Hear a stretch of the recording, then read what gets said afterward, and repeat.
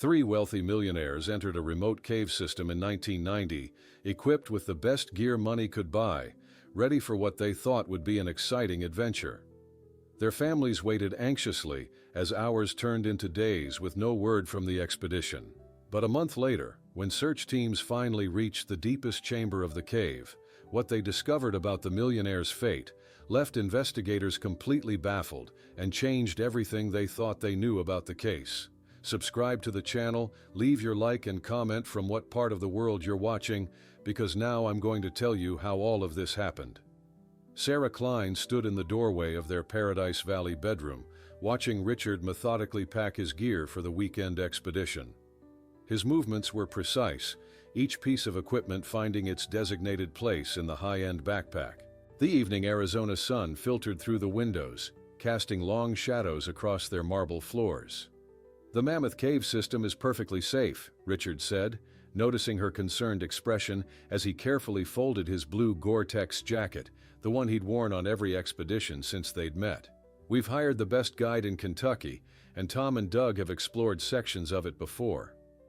Sarah nodded silently, choosing not to mention the growing tension she'd noticed between the three men over the past year. Once inseparable friends and business partners, Richard, Thomas, and Douglas had grown increasingly competitive as their financial interests overlapped. Just 2 months earlier, at Richard's 45th birthday celebration, she'd overheard Thomas Welford, instantly recognizable in his trademark red North Face jacket, heatedly whispering something about Brighton to Richard before Douglas Mercer, perpetually sporting bright yellow outdoor gear, had separated them with forced joviality. The next morning dawned clear and bright as Sarah drove Richard to the private airfield where the Gulfstream jet waited. Thomas and Douglas stood beside the aircraft, their body language stiff and formal. Sarah noted how they exchanged rigid handshakes rather than their usual backslapping embraces. "Call me when you reach the entrance," she reminded Richard, kissing him goodbye. The familiar scent of his aftershave lingered as she pulled away. "And remember, Jenny's debate tournament is Tuesday. Don't be late." "I'll be back Monday afternoon," Richard promised, squeezing her hand before turning toward the jet. At precisely 4:37 that afternoon, Sarah's phone rang. Richard's voice came through slightly distorted by the satellite connection. "We're at the entrance now. Signal will cut out once we're inside. See you Monday." That was the last time she heard his voice. By Monday evening, with Richard's phone going straight to voicemail, Sarah called the lodge where they had been staying. The manager confirmed what she feared. They hadn't returned to check out of their rooms, and their rental SUV remained parked at the Mammoth Cave National Park Visitor Center. Tuesday morning found Sarah at her kitchen island, hands trembling as she called the park service, then the local sheriff's department. By afternoon, park rangers had entered the cave system following the route the men had filed in their exploration plan. At 8:42 that night, park ranger Melissa Donovan called, "Mrs. Klein, we've found their initial camp at the first marked checkpoint, but there's no sign of the men. Their primary equipment bags are there, but their day packs and personal gear are gone. We're assembling a search team for first light." The news broke nationally the next morning. 3 prominent businessmen missing in America's largest cave system. CNBC ran a special report on the men's business empire while search efforts intensified. By day 3, Sarah sat in the Mammoth Cave Park headquarters as search coordinator James Harrington explained the overwhelming challenges they faced. "The cave system has over 400 miles of surveyed passages and potentially hundreds more unmapped," he said, pointing to complex maps spread across a table. "The men's permit was for this main tourist section and 3 connected chambers, but we found evidence they ventured into unpermitted areas." Sarah's composure finally broke. "That doesn't make sense. Richard is methodical. He wouldn't just abandon their planned route." Sheriff Curtis Lawson, a weathered man with 27 years of experience in the county, added the first troubling detail. "Ma'am, our team found 3 separate sets of footprints leading in different directions at this junction here. It appears they split up, which violates basic caving safety protocols." Later that day, FBI agent Monica Spencer arrived to interview Sarah asking pointed questions about the men's business relationships. "Were you aware of any conflicts between your husband and Mr. Welford or Mr. Mercer?" she asked. "They were competitive, but they've been friends since college," Sarah replied, though the memory of heated whispers at Richard's birthday nagged at her. That evening, at the hotel where families of the missing men had gathered, she overheard Cynthia Mercer telling her sister on the phone, "Douglas was worried about something before he left. He moved money between accounts and updated his will last month." By day 7, with specialized cave rescue teams now involved from 6 states, Sarah watched her children's faces crumple as they scrolled through social media where speculation ran rampant. Everything from murder-suicide theories to elaborate insurance fraud schemes. "Mom," her 16-year-old son Tyler asked, his voice cracking slightly, "was Dad in some kind of trouble?" For the first time, Sarah considered that the answer might be yes. 2 weeks into the search, the command center at Mammoth Cave National Park had transformed completely. What began as an emergency response now resembled a military operation with no end in sight. Maps covered every wall with color-coded sections indicating searched areas, while specialized teams rotated in and out on 12-hour shifts. Sarah had taken up residence in a rental cabin nearby, her Scottsdale life suspended indefinitely. The media's tone had shifted subtly but unmistakably. Initial sympathy gave way to scrutiny as reporters dug deeper into the missing men's financial dealings. The Wall Street Journal questioned the timing of Richard's last investment fund launch, while local Kentucky stations interviewed park employees who suggested the men had deliberately misrepresented their caving experience to obtain permits for restricted areas. "They're making them sound like criminals," Sarah complained to Agent Spencer during their daily briefing. "They're victims." The FBI agent's expression remained neutral. "We investigate all possibilities, Mrs. Klein. Your husband's firm transferred significant assets offshore 3 days before the expedition. Did you know about that?" Sarah hadn't, and the revelation hit her like a physical blow. The search itself faced mounting challenges. Autumn rains had raised water levels in the cave's lower passages, forcing rescuers to abandon promising search routes. Equipment failures plagued the operation, with specialized communication devices malfunctioning in the cave's unique geology.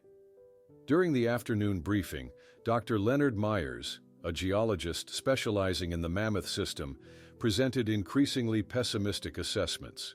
If they entered the northwest passages without proper equipment or mapping, survival beyond 10 days is highly unlikely. The maze-like structure there has claimed experienced cavers before. Later that evening, tensions erupted between the families. At what was supposed to be a private prayer service in the park's visitor center, Elizabeth Welford, Thomas's wife, confronted Sarah. "Thomas told me Richard was acting strange the whole month before this trip," she said, her voice just low enough that reporters couldn't hear. "He said Richard was hiding something about Brighton Development." Sarah recognized the name, a luxury resort project in Arizona that had collapsed spectacularly last year, costing investors millions while developers faced fraud allegations. Richard had pulled his support just before the collapse. By the 3rd week, the search's financial burden became another source of conflict. Though the families covered expenses for specialized equipment and private consultants, local resources were stretched thin. The Cave City mayor publicly questioned the millions being spent to find 3 wealthy tourists who ignored safety protocols, while families of other missing persons in the region complained about inequitable treatment.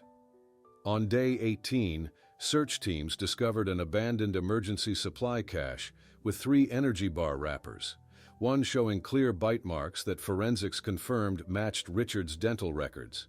The discovery reinvigorated the search, but raised more questions. Why would they abandon emergency supplies? Sarah's nights became torture sessions of endless possibilities. She hired a private investigator in Phoenix to look into Richard's business dealings, something she'd never imagined doing. The PI's first report arrived encrypted on her laptop. Richard had withdrawn $2.3 million from their joint accounts in August, transferring the funds through 3 separate shells before they disappeared. When she confronted Richard's business partner, Alan Rhodes, he admitted reluctantly the SEC was asking questions about Brighton. Richard was worried, but he said he had leverage over Tom and Doug if things got bad. On day 25, as Sarah watched her daughter fall asleep in the cabin's small bedroom, her phone lit up with a text from an unknown number.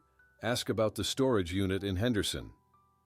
The next morning, she and Agent Spencer drove to Henderson, Kentucky, where they discovered Richard had rented a storage unit under a false name 3 months earlier. Inside, they found a waterproof case containing copies of emails between Thomas Welford and Douglas Mercer, discussing how to handle the Richard situation before he talks. "This changes everything," Spencer said, already calling for backup. This wasn't an accident. That same evening, a volunteer search member discovered a blood-smeared journal page with Richard's handwriting wedged in a narrow passage. They know what happened at Brighton. Not safe. Meeting at Cathedral Chamber to negotiate. When Sarah returned to the command center, she found Search Coordinator Harrington studying a detailed topographical map with renewed intensity. "We've been searching based on standard protocols," he explained. "But if they were deliberately trying to hide their trail..." He circled an area they hadn't prioritized, a remote chamber nicknamed the Labyrinth for its disorienting similar passages. "That's where I'd go if I didn't want to be found," he said grimly.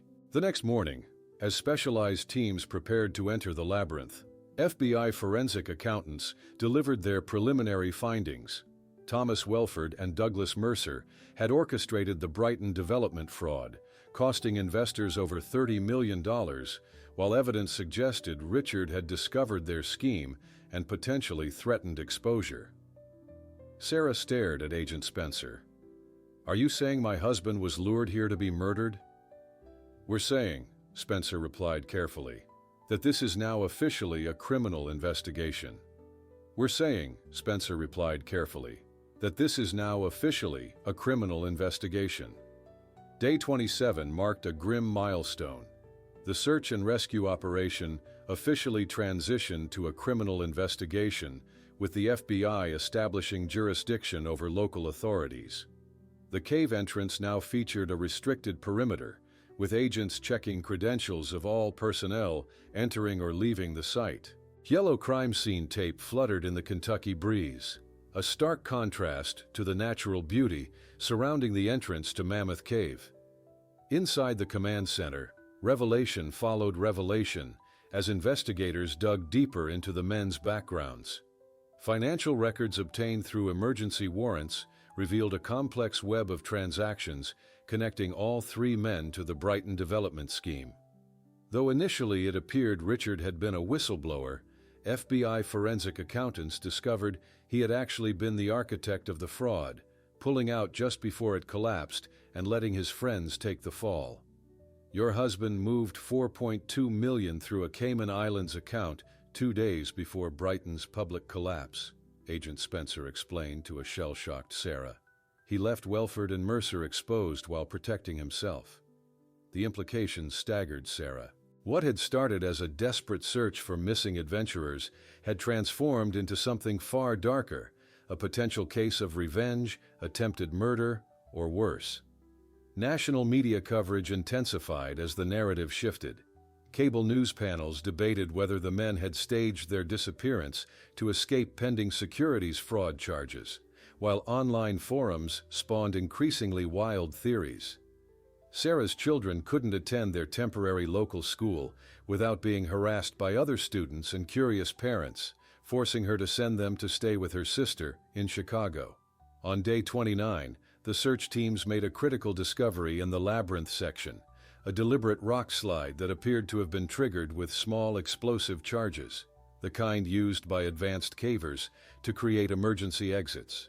Behind the rockfall, they detected a narrow chamber with faint heat signatures. "Someone's alive in there," Search Coordinator Harrington reported, his voice tight with tension over the radio. "But it will take at least 36 hours to safely clear the rocks without risking a secondary collapse."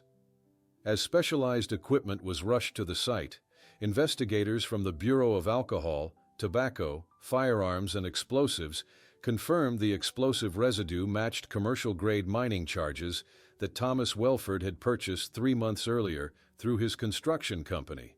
The search teams worked in shifts around the clock, carefully removing the debris while stabilizing the surrounding rock structure. Engineers on site created a real-time 3D model of the chamber, identifying a narrow air passage that had prevented the trapped person from suffocating. Meanwhile, in Scottsdale, local police executed a search warrant on Richard's home office, discovering a hidden safe containing detailed records of the Brighton fraud and evidence implicating both Welford and Mercer in securities violations that could result in decades of imprisonment. He was blackmailing them, Sarah realized, sitting across from Agent Spencer in the temporary FBI command post. That's why they came on this trip. The question is, Spencer replied, was this a murder attempt that went wrong or something else entirely? On the evening of day 30, as the rescue team neared breakthrough to the sealed chamber, Sarah received an unexpected visitor at her cabin. Alan Rhodes, Richard's business partner, looking haggard and frightened. "I should have told you sooner," he confessed, placing a thumb drive on her table. "Richard came to me the week before the expedition.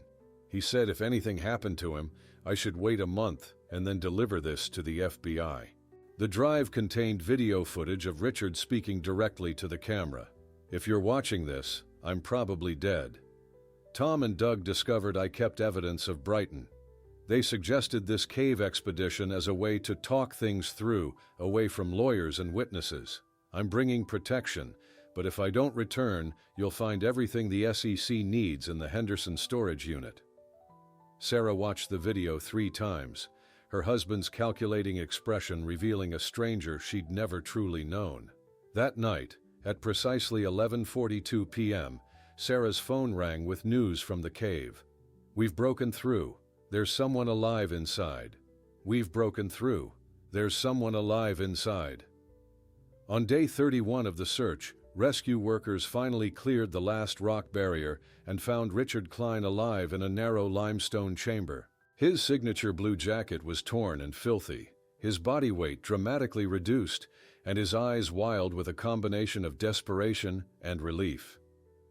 The beam from the rescuers' headlamps illuminated his gaunt face as they carefully approached. "They left me here to die," were his first hoarse words, as medics stabilized him for evacuation. Within hours, the rescue operation became international news. Helicopter footage showed Richard being airlifted from the cave entrance to a waiting medical evacuation chopper, a thin blanket wrapped around his emaciated frame. Sarah was permitted a brief moment with him before he was transported to the University of Kentucky Medical Center in Lexington. "Where are Tom and Doug?" she asked, clutching his cold hand. "Still in the cave," he whispered. "They didn't make it out." During his hospital recovery, Richard's official statement to FBI investigators painted a harrowing scenario. The 3 men had ventured deep into the cave system to discuss the Brighton situation, away from recording devices or witnesses. In the cathedral chamber, Thomas and Douglas had confronted Richard about evidence he was holding over them, demanding he turn over all copies. The discussion became heated, Richard recounted, his voice recorded by agents as he lay in his hospital bed. "Doug pulled out a gun, illegal in a national park. I ran. They chased me through passages I didn't recognize. Eventually, I found myself in a narrow tunnel. That's when I heard the explosions behind me. They sealed me in, expecting me to die slowly." Richard claimed he survived by rationing the single energy bar and water bottle in his pack while collecting moisture from the chamber walls. A small air passage provided enough oxygen, and he eventually discovered he could tap on a resonant rock wall, creating the faint sounds that finally led rescuers to his location. The search for Welford and Mercer intensified with this new information. 2 days later, on day 33, search teams discovered their bodies in a flooded lower passage, nearly a mile from where Richard had been trapped. Both men were still wearing their distinctive red and yellow jackets, their expensive equipment useless in the labyrinthine cave that had become their tomb. Forensic examination revealed they had died of hypothermia and dehydration after becoming disoriented in the complex passageways. Without Richard, who had studied the cave maps extensively and memorized their planned exit route, they had wandered deeper into the system rather than toward safety. The investigation took an unexpected turn when ballistics tests on the gun, found with Douglas Mercer's body, revealed it was registered to Richard Klein, not Mercer, as Richard had claimed. Additionally, the explosive charges had been triggered from inside the chamber where Richard was found, not from the outside, as he'd stated. When confronted with this evidence during his second FBI interview, Richard's demeanor changed. His initial portrayal of himself as a victim gave way to a calculated admission. "Fine. We all knew what this trip was really about. They were going to force me to sign documents taking full responsibility for Brighton. I brought the gun for protection, but they found it in my pack while I was scouting a passage. When I returned, Doug had my gun. There was a struggle." The truth, pieced together through forensic evidence and Richard's gradual confessions, revealed a far more complex scenario. All three men had entered the cave with ulterior motives. Richard had planned to force his former friends to sign confessions, exonerating him in exchange for their freedom. Thomas and Douglas had intended to intimidate Richard into surrendering his evidence against them. None had anticipated how the cave's challenging environment would escalate their confrontation. During a struggle for the gun, Richard had fled into a narrow passage, then used the explosives to seal himself in, not to commit suicide, but to create a defensible position where the others couldn't reach him. He had expected to use his superior knowledge of the cave system to escape through a secondary passage, but had miscalculated the rock structure, trapping himself instead. Thomas and Douglas, suddenly without their navigator and facing the consequences of attempted murder, had panicked and tried to find their way out alone, becoming fatally lost in the process. Thomas and Douglas, suddenly without their navigator and facing the consequences of attempted murder, had panicked and tried to find their way out alone, becoming fatally lost in the process. In the weeks following Richard's rescue and the discovery of Welford and Mercer's bodies, the case exploded into the national spotlight. Richard, still hospitalized but now under police guard, became the center of intense public scrutiny. His gaunt face appeared on every news network, with experts debating whether he was a victim, a survivor, or a calculated killer. The FBI and SEC jointly announced formal investigations into the Brighton fraud, now estimated at over $45 million. At a hastily arranged press conference, Special Agent in Charge Robert Thornton laid out the preliminary findings. This case has evolved from a tragic caving accident to one of the most sophisticated financial frauds we've seen in recent years. Sarah found herself caught in the crossfire, receiving death threats from ruined investors who believed she was complicit. "You planned this together. Where's our money?" read one message that appeared on her phone at 3 a.m, jolting her awake in her hotel room. The next day, FBI agents escorted Sarah through a corridor of shouting reporters at the federal courthouse, where she was required to testify about the family finances. Camera flashes blinded her as she kept her head down, refusing to make eye contact with anyone. News footage showed protesters gathering outside the Klein mansion in Scottsdale, carrying signs reading, "The Kleins stole our retirement," and "Justice for Brighton victims." Local police established a perimeter, but the damage to the property's pristine landscaping was already done. Later that week, Sarah flew to Chicago to reunite with her children, struggling to explain the situation while shielding them from the most disturbing details. "Your father made some very serious mistakes," she told them, watching their faces crumple. "But there's more to this story than what's on the news." Meanwhile, Lisa Warren, a crisis PR specialist hired by Richard's legal team, launched a calculated media offensive. "Mr. Klein committed serious financial errors in judgment," she told CNN's Anderson Cooper, "but he is not a murderer. He was fighting for his life in that cave." Inside his hospital room, now decorated with stacks of supportive letters from strangers fascinated by his survival story, Richard meticulously reviewed legal documents, while a police officer remained stationed at his door. The blue hospital gown had replaced his tattered Gore-Tex jacket, but his calculating expression remained unchanged. At the federal courthouse, the families of Welford and Mercer, dressed in mourning black, stared daggers at Sarah during a preliminary hearing as their attorneys detailed civil suits against all Klein assets. The defendants orchestrated this expedition as a cover for murder, argued Thomas Welford's attorney, while news cameras captured every reaction. The following day, Sarah met with Catherine Moore, a renowned divorce attorney, in a discreet office overlooking Lexington's Courthouse Square. "I need to protect myself and my children," Sarah explained, her voice steady despite her trembling hands. "I knew nothing about any of this." That evening, Sarah participated in a tense video conference with Richard, their first substantive conversation since his rescue.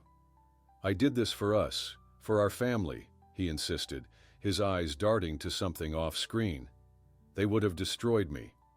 Later that night, Sarah found herself watching a hastily produced Netflix documentary titled "Buried in Lies: The Truth About Mammoth Cave," barely recognizing the man described as her husband of 20 years. While Richard's criminal defense team gathered around his hospital bed, discussing plea strategies, SEC agents were removing boxes of documents and electronic devices from the Klein mansion, cataloging each item as potential evidence.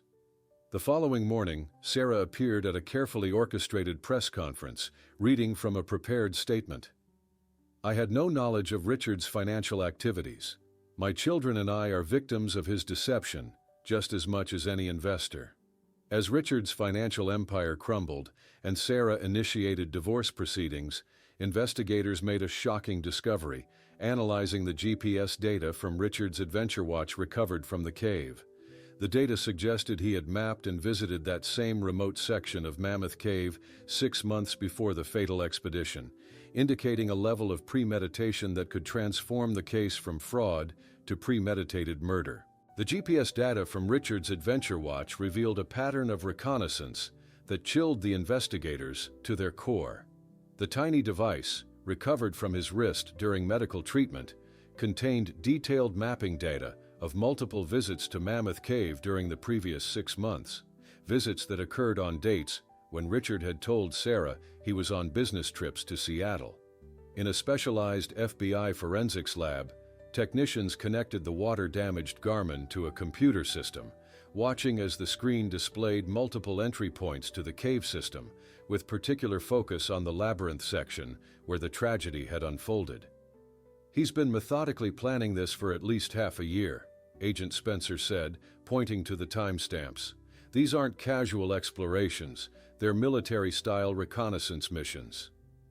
In the prison hospital ward, Richard sat in silence as prosecutors presented him with the GPS evidence. His carefully crafted facade of improvised survival finally cracked, his shoulders slumping visibly as he realized the depth of evidence against him. The investigation uncovered a detailed diagram in Richard's private cloud storage showing his planned route through the cave, including an unmarked passage that didn't appear on official maps, his intended escape route that had ultimately failed him. Later that week, Agent Spencer interviewed Hank Dawson, a retired local guide who reluctantly admitted to taking Richard on unauthorized explorations of restricted cave areas 6 months before the incident. "He paid cash, said he was writing a book," Dawson explained, avoiding eye contact. "Wanted to see the parts tourists never visit, said he needed to understand the true heart of the labyrinth." Meanwhile, Sarah sat with her financial investigator, reviewing newly discovered bank statements showing $800,000 transferred to a shell company in San Jose, Costa Rica. 3 months before the cave incident, the investigator explained, pointing to the transaction date. The money was then used to purchase property under the name Robert Kinsey, an anagram of Richard Klein. An FBI agent stationed in Costa Rica sent photographs of an isolated property nestled in the rainforest, miles from the nearest neighbor, a perfect disappearing spot for someone who wanted to vanish permanently. As the evidence mounted, Richard began cooperating more fully with investigators, drawing detailed maps showing where he had hidden extra supplies and equipment along his planned escape route through the cave system. Forensic experts created a three-dimensional reconstruction of the confrontation in the cathedral chamber. The model showed how Welford had discovered Richard's hidden gun while he was scouting a side passage, leading to the physical confrontation that changed everything. In the interview room at the Federal Detention Center, Richard's hands trembled slightly as he finally wrote a complete confession. "I never intended for them to die. It was just leverage to get their confessions." The next morning, Sarah sat stunned in the federal prosecutor's office, watching the video Richard had prepared before the trip. On screen, her husband coolly discussed contingencies should something go wrong, revealing a level of calculation that made her physically ill. A cave survival expert testified to the grand jury about the sophisticated techniques Richard had employed to collect water and conserve energy during his 31 days of isolation, explaining how his previous reconnaissance gave him crucial knowledge that kept him alive. Outside the courthouse, Richard's defense attorney held an impromptu press conference. "While my client planned the confrontation, the deaths were accidental. He never imagined they wouldn't find their way out." When Sarah returned to the Henderson storage unit with Agent Spencer, they discovered a hidden compartment containing false passports and identities for the entire Klein family, documents Richard had prepared without Sarah's knowledge. In his hospital cell that evening, Richard sat alone, meticulously drawing cave maps with coded notations in the margins, while guards observed through the glass. The man who had once navigated the complex world of high finance now mapped escape routes that had failed him, still planning and calculating, even as his future disappeared into darkness. When the evidence of premeditation accumulated to an insurmountable level, and Richard finally agreed to plead guilty to multiple charges in exchange for removing the homicide charges, an audio forensic expert made a disturbing discovery in security recordings recovered from the lodge. A partial conversation suggested that Welford and Mercer also had their own lethal plans for Richard, transforming the tragedy from one predator and two victims into a deadly triangle where all three men had planned to be the sole survivor. The audio forensic expert's discovery sent shockwaves through the investigation team. What had initially seemed like a case of one predator and two victims had morphed into something far more complex, a deadly triangle of mutual betrayal. "This changes our entire understanding of the dynamics inside that cave," Agent Spencer said, reviewing the enhanced audio. Through sophisticated filtering technology, the FBI lab had recovered a conversation between Welford and Mercer from the lodge's security system. "Guarantee Klein doesn't leave the cave," Thomas Welford's voice could be heard saying. "If Plan A fails, I have the pills."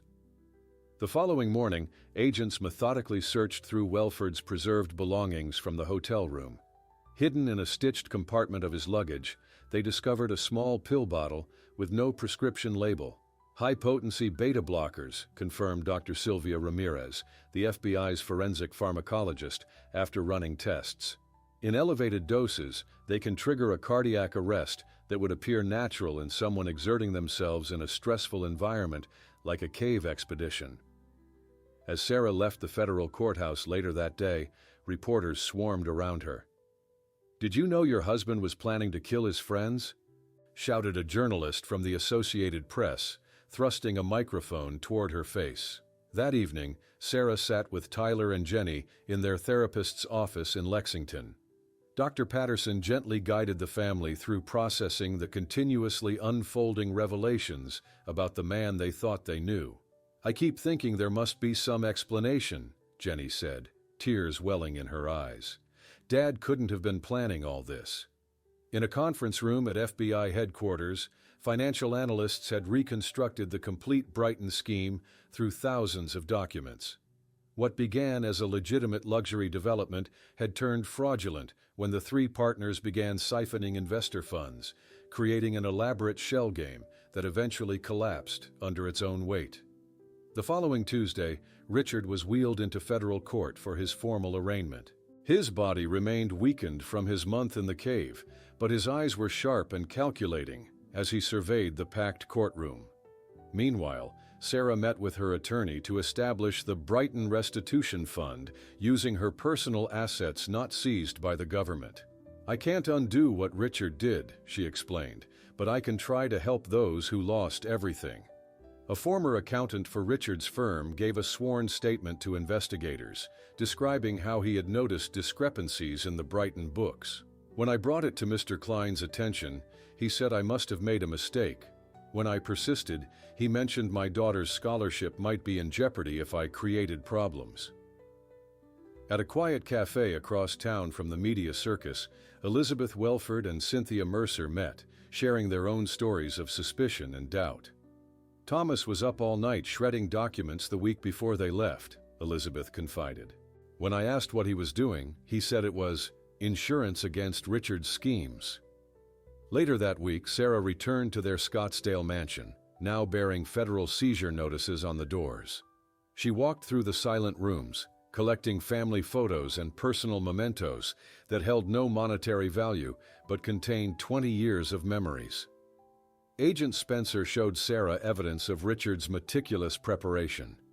He spent months researching caves with unexplored passages and survival in extreme isolation. This wasn't impulsive, it was calculated. On a secure video call from prison, Richard viewed the evidence about Welford and Mercer's plans. A cold smile formed on his lips as his suspicions were confirmed. "So I was right about them," he said, almost to himself. As forensic technicians examined the recovered caving equipment, they discovered Richard's emergency communication system had been deliberately sabotaged before they entered the cave, wires carefully cut in a way that wouldn't be immediately noticed. When the case approached trial and the multiple layers of betrayal between the three men were exposed, a disturbing discovery was made in Richard's Scottsdale office: a $10 million life insurance policy for Thomas Welford, with Sarah listed as the beneficiary, signed just 2 weeks before the cave expedition, suggesting a level of manipulation that even the investigators hadn't anticipated and raising new questions about Sarah's possible involvement. The discovery of the $10 million life insurance policy for Thomas Welford with Sarah listed as the beneficiary sent shockwaves through the investigation team. Agent Spencer placed the document on the conference table, its implications hanging heavy in the air. "Mrs. Klein, can you explain this?" she asked, her voice carefully neutral. Sarah stared at the policy, her face draining of color. "That's not my signature. I've never seen this document before in my life." Within hours, Sarah found herself in an interrogation room, her hands trembling as she provided multiple handwriting samples for the forensic team. Each signature she wrote felt like another plea of innocence as cameras recorded every stroke. "We'll need to verify this thoroughly," said Agent Spencer. "You understand how this looks." The following day, Dr. Martin Abernathy, the FBI's document fraud specialist, conducted a detailed analysis of the insurance policy signature compared to Sarah's authentic samples. Under powerful magnification equipment, he identified subtle inconsistencies. "The pressure points and stroke patterns don't match Mrs. Klein's verified signatures," he explained to the investigative team. "This appears to be a sophisticated forgery by someone familiar with her handwriting." Agent Spencer reviewed the timeline with her colleagues. Richard established Welford's policy 2 weeks after setting up his Costa Rica property. This wasn't a contingency plan. It was a frame-up from the beginning. Meanwhile, Sarah discovered that her passport had mysteriously disappeared for several days, 3 months before the expedition. "It was missing from my desk drawer," she told investigators. "When it reappeared, I assumed I'd misplaced it. Now I realize Richard must have taken it to create forged documents." In the prison interview room, a forensic psychiatrist evaluated Richard's claim of temporary insanity. Richard maintained perfect composure, his responses carefully measured as he described the overwhelming pressure that led to his actions.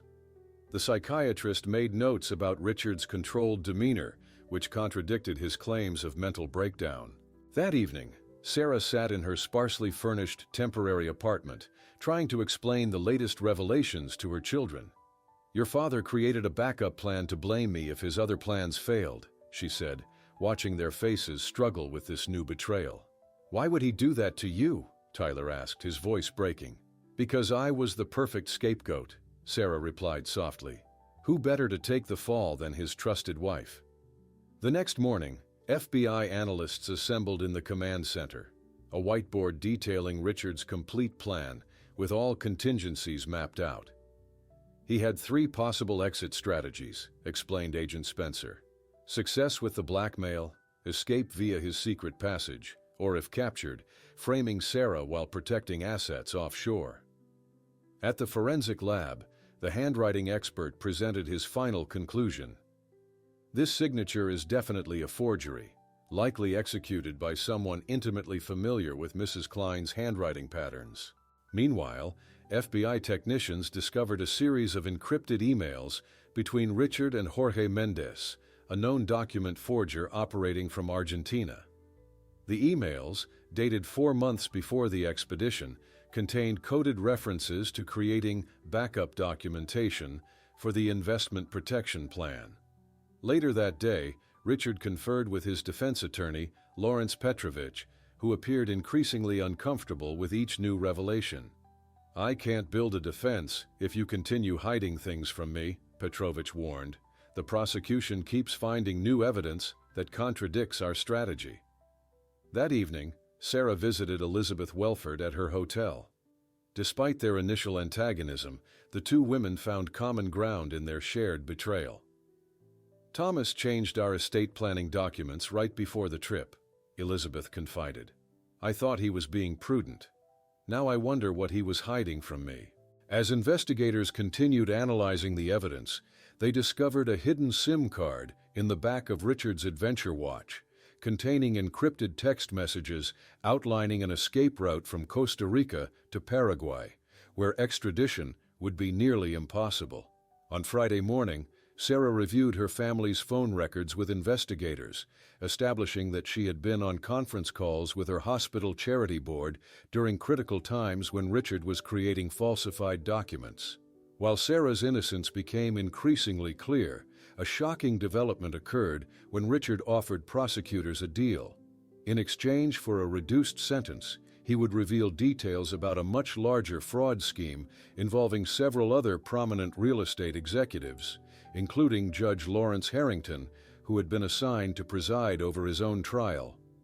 Richard's offer to expose a wider fraud network created an immediate ethical and legal dilemma for the prosecution team.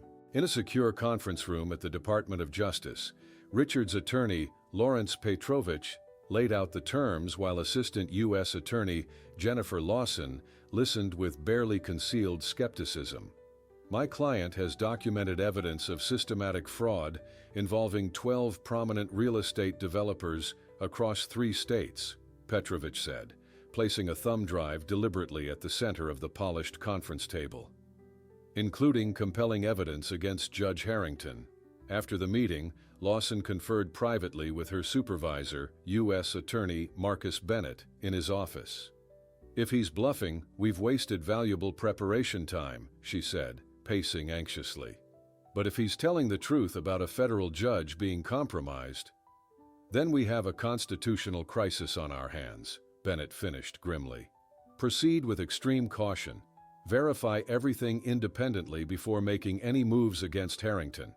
The following day, a small team of trusted FBI financial analysts began quietly investigating Judge Lawrence Harrington's personal finances, examining years of tax returns and property records for any connection to Brighton Development or related entities.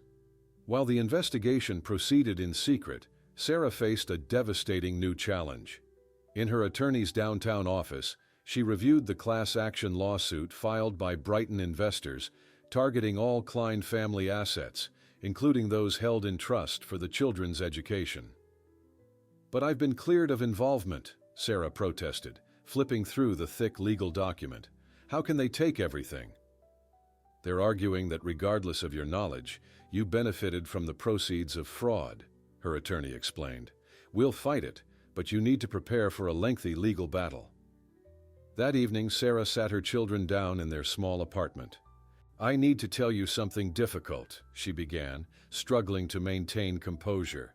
Even though I didn't do anything wrong, we might lose the house and your college funds because of what Dad did. That's not fair, Jenny cried, tears streaming down her face. No, it's not, Sarah agreed softly, but we'll get through this together. Meanwhile, an undercover FBI agent photographed Judge Harrington having lunch with Maxwell Evans, a real estate developer mentioned in Richard's documents, at an exclusive country club outside Lexington. The men spoke in low voices, their body language suggesting a relationship far beyond casual acquaintance. 3 days later, the investigative team uncovered the smoking gun, financial records confirming that Judge Harrington owned a 5% stake in Pinnacle Heights, a development project connected to Brighton through a company registered in his sister-in-law's name. This changes everything, Agent Spencer told AUSA Lawson. We need to request Judge Harrington's recusal immediately, but without revealing the full investigation. Within 24 hours, Judge Eleanor Martinez was appointed to take over the case, her background thoroughly vetted to ensure no similar conflicts existed. In the prison library, Richard methodically studied legal precedents for cases involving judicial corruption, preparing himself for maximum leverage in the upcoming negotiations. His face remained impassive as he flipped through law books, but his eyes gleamed with calculation. HBO documentary producers arrived in Lexington, conducting interviews with former employees from Richard's firm. He could be incredibly charming 1 minute and terrifying the next, said his former executive assistant Barbara Wilkins. Nothing was ever as it seemed with Richard Klein. Later that week, while gathering family photos from her daughter's room, Sarah discovered a small notebook wedged behind Jenny's dresser. Inside were detailed notes in Richard's distinctive handwriting, outlining elements of his plan, months before the cave incident, including questions about cave emergency protocols and explosives placement. This proves premeditation beyond any doubt, Agent Spencer explained when Sarah handed over the notebook. He wrote this long before any claimed mental breakdown. This demonstrates clear planning. In a specially secured interrogation room, Richard slowly revealed names and details of the larger scheme, each disclosure carefully measured to maximize his bargaining position. He named judges, developers, and even 2 state legislators involved in the fraudulent network. As AUSA Lawson prepared to present a motion for trial postponement to Judge Martinez, Sarah received an anonymous phone call. The digitally altered voice delivered a chilling message.